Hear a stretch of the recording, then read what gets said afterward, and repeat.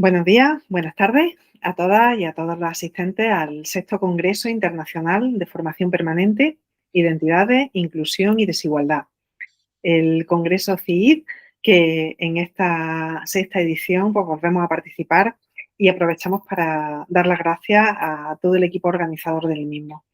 En esta ocasión estamos aquí con vosotras y con vosotros, Ambrosia Artemisa Mioto y la que os habla, Mari Carmen Sánchez Miranda. Las dos venimos de parte de la Universidad de Jaén, del Departamento de Antropología, Geografía e Historia, y haciendo un trabajo multidisciplinar y transversal entre la historia, la antropología y el ámbito de lo social, venimos a traeros un trabajo denominado Cuerpo, Género y Ciudad, Migración Trans y Espacio Urbano en Sao Paulo. Para abordar el grueso del trabajo, os doy paso con mi compañera, con Ambrosia, y comenzamos. Buenos días y buenas tardes a todos. Este trabajo parte de una afirmación émica de que São Paulo es la ciudad para ser travesti. Esa frase me dijo una gran amiga y filósofa, Dana Fittipaldi, y a partir de esa afirmación tan segura, yo empecé a preguntarme ¿qué hace de São Paulo ese polo tão atrativo para la población trans? ¿Qué ofrece São Paulo nesse sentido? Libertad, anonimato, oportunidad, supervivencia. A partir de esas indagaciones buscamos entender básicamente qué hace con que esos flujos migratorios se direccionen a São Paulo y intentando analizar desde una relación entre género, ciudad, cuerpo y la movilidad de esos cuerpos. Vale resaltar que São Paulo es la mayor metrópolis de Latinoamérica, con aproximadamente 12 millones de habitantes. Históricamente, principalmente en el siglo XX, São Paulo recibió flujos migratorios muy grandes de todas las regiones del país por cuestiones económicas. Se tornó un polo económico del país. Pero para entender la migración de la población trans, no es solamente entender sus motivaciones económicas, pero también sus motivaciones personales y sociales dentro de la construcción de sus identidades, ¿no? Porque al mismo tiempo que São Paulo representa anonimato por esa gran cantidad de personas que viven allí, también reproduce muchas violencias. A partir del momento que São Paulo representa muchas redes trans y cuenta con una población trans muy significativa, también cuenta con una precariedad. Muchas políticas públicas están allí volteadas a la población trans en espacio de vulnerabilidad, pero siguen teniendo demasiadas desigualdades para la población en general y especialmente para la población trans. Y al mismo tiempo que São Paulo ofrece libertad, también ofrece exclusión de ese mismo espacio. Y a partir de pensadores como Teresa Caldera, que habla de una São Paulo que es inclusión y exclusión al mismo tiempo, vemos que São Paulo amplía posibilidades, pero al mismo tiempo reproduce violencias estructurales. Y principalmente cuando hablamos de interseccionalidades como la raza, la clase y la propia territorialidad de la persona. También con pensadores como Judith Butler, hablamos sobre el cuerpo como una forma performativa del ser, que no es el género no es solo una cuestión biológica, sino que parte también de la experiencia del otro, de las interacciones sociales, de la vida humana y las interacciones interpersonales en general. Y vemos como constantemente los cuerpos trans en este contexto de esa gran ciudad están en un eterno espacio de resistencia y negociación social. Cuando vamos a la metodología, ese trabajo hubo un enfoque etnográfico y cualitativo. Nos enfocamos en 9 entrevistas con personas trans y travestis. De esas 9 entrevistas, 7 eran mujeres y 2 eran hombres. También vale resaltar que 4 de esas personas eran racializadas. Algunas personas vinieron del nordeste del país, otras del sur. Contamos también con una persona que vino de Buenos Aires. Y a partir de esas entrevistas, indagamos cosas como las motivaciones que les hicieron migrar, las expectativas sobre la ciudad y lo que encontraron cuando llegaron, los procesos de afirmación de género que se produjeron en la ciudad, el acceso a esas redes de apoyo que São Paulo cuenta y sus principales dificultades enfrentadas en la vida cotidiana también. Claro, la entrevista fue estructurada, pero al mismo tiempo abrimos espacio para que pudieran también contar nuestra vida, porque mucha cosa potente salió de ahí también, porque cada trayectoria fue muy única, de cómo eran su lugar de origen hasta cómo llegaron en São Paulo. Ese trabajo también contó con una observación participante de los 6 años que yo viví en São Paulo y de una autoetnografía, porque ese trabajo, más que todo, también es una cuestión muy personal, parte de una indagación muy personal. Yo salí del interior de São Paulo para estudiar a los 17 para la capital y yo pasé por un proceso de reafirmación de género muy importante en esa capital. Y hablando con otras personas, yo no fui la única. Entender también cómo la relación con la ciudad y con otros cuerpos también hace con que indagamos y que transformemos nosotros mismos. Y fueron esos 6 años que yo viví allí, no solo estudiando, como también conviviendo con esta comunidad. Así que ese trabajo no parte de una observación externa, sino que fue una experiencia vivida también.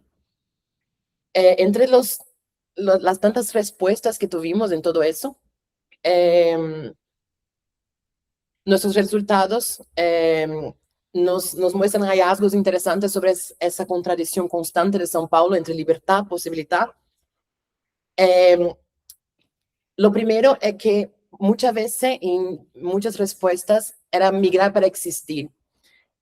Teníamos también una reconstrucción identitaria del otro, en el sentido de que, como dijo una de las entrevistadas, solo pude verme como mujer trans cuando vi otras posibilidades de existencia. Así como nos dijo Butler, que el género también está relacionado con mi relación con el otro.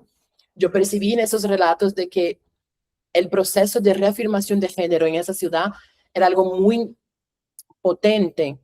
El convivio con otras personas trans fue muy importante en la construcción individual de cada una de esas personas. Por otro lado, también el anonimato y esa idea de vivir en un sitio con tantas personas que tú podrías ser más libre y no estaría siempre siendo observado por la comunidad que sea más pequeña o por sitios más conservadores. La creación de la comunidad trans es muy significativa en la ciudad de São Paulo. Y esa idea de autonomía, salí también de la casa de los padres o algunas que simplemente fueron por cuestiones laborales, pero permitirse migrar para experimentar el vivir plenamente en esa ciudad. Y en eso se apoyan también las redes de pertenencia, porque al mismo tiempo que hablamos de las contradicciones de São Paulo, es una ciudad muy grande y una ciudad que puede hacer con que tú te sientas no solo excluido, pero solo. Y la creación de ese apoyo afectivo, de las redes de afecto trans, que son muy fuertes allí también, esas personas van uniéndose y crean un sentido de pertenencia también dentro de una ciudad que es tan abrumadora. Muchas de las personas entrevistadas también eran artistas, así que el medio del arte y como el arte siempre os posibilitó una expresión diferente de su propio género. La militancia trans, São Paulo tiene un historial muy fuerte en la militancia LGBT, desde básicamente que tenemos ahí registros de las grandes revueltas en la dictadura militar, y también la idea de colectivo y de personas que se apoyan y hacen con que las ciudades no existen, pero los encuentros sí son reales. Al mismo tiempo que entendemos los procesos de afirmación de género y construcción identitaria, también vimos cómo las contradicciones son muy fuertes dentro de ese espacio. El coste de vida, claro, una ciudad muy grande y por eso es muy caro vivir allí, pero además de eso, una transfobia estructural, así como en São Paulo o cualquier otra gran capital de Brasil o cualquier otra gran capital del mundo, pero la transfobia estructural sigue siendo algo que mismo que pensemos que existen muchas casas de apoyo hoy en día para la población trans en São Paulo, todavía hablamos de una transfobia que viene desde la base hasta arriba y sigue produciéndose. Y también la desigualdad urbana. Tenemos de las personas entrevistadas, tenemos personas de todo tipo de clase y cómo la experiencia de São Paulo cambia mucho a partir también de de los accesos que tú tienes. Tenemos respuestas como muy viendo São Paulo como tranquilo, que bueno, nunca pensé mucho en esto o cosas así, al mismo tiempo que otras personas que se sienten completamente aplastadas por la magnitud de la ciudad. Entonces São Paulo aparece también como esa oferta de libertad, al mismo tiempo que exige una resistencia constante que muchas veces agota mucho más que hace vivir. En eso hablamos también como, y vemos en las imágenes como ese historial político de las conquistas de derechos trans en la ciudad de São Paulo, y eso es muy importante también para entender cómo São Paulo se consolidó como un polo.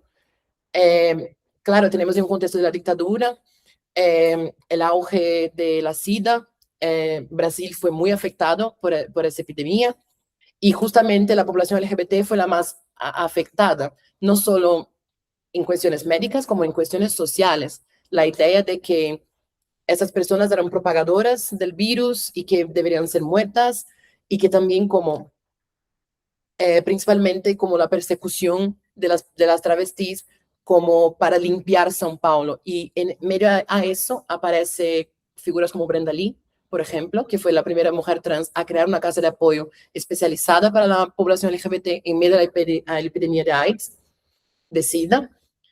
Y a partir de ahí podemos entender, de cierta forma, que mismo con sus contradicciones, São Paulo es atractivo porque también crea la idea de afecto, de redes de apoyo, de una idea de que no es solamente el espacio físico, el espacio emocional que ha creado en toda la comunidad trans en esa ciudad. De ese modo, São Paulo no puede ser entendida como una ciudad que inclusiva, porque sí pasamos por violencia estructural, sí pasamos por desigualdades y precariedad, pero al mismo tiempo se muestra como un espacio que acoge y excluye, pero protege y también precariza, pero también liberta, al mismo tiempo que también agota. São Paulo no elimina la violencia estructural, pero concentra condiciones que hacen determinadas formas de existencias más posibles. Son esos encuentros reales que, según las entrevistas, hacen con que São Paulo sea tan atractivo con el sentido de que se puedan construir caminos en esa ciudad y mínimamente imaginar caminos posibles. Y hablamos también de futuro, y con eso me gustaría concluir. La gran mayoría de las entrevistas, y es una idea muy de la comunidad en general, hablan sobre construir un camino mejor para aquellas personas que vienen después de nosotros. Para que las próximas generaciones no sufran lo que pasó en la dictadura militar, pero que la próxima no sufra lo que pasa ahora en ese momento, y que las próximas generaciones puedan existir y no solamente resistir. Esa frase, mismo con todas sus contradicciones y todo lo que São Paulo significa, creo que es lo más potente de todo ese trabajo, porque básicamente lo que estamos construyendo hoy para que las futuras generaciones puedan también existir. Y me gustaría terminar con una frase de la entrevista que me dio Dana Fittipaldi cuando le pregunté sobre esa frase que ella no se acordaba y al final fue el motivo de la investigación. Y ella nos dice que São Paulo no elimina la violencia, pero permite imaginar otras posibilidades de vida. Estamos aquí, queramos o no, y en ese sentido, São Paulo posee un terreno fértil que nos permite seguir existiendo y proliferando. Una ciudad que promueve la muerte, pero también nos da espacio para la vida, algo muy diferente a otros lugares donde ni siquiera existimos subjetivamente o de muchas otras maneras. Gracias. Muchísimas gracias. Estamos a vuestra disposición para cualquier pregunta que nos queráis formular. Muchísimas gracias.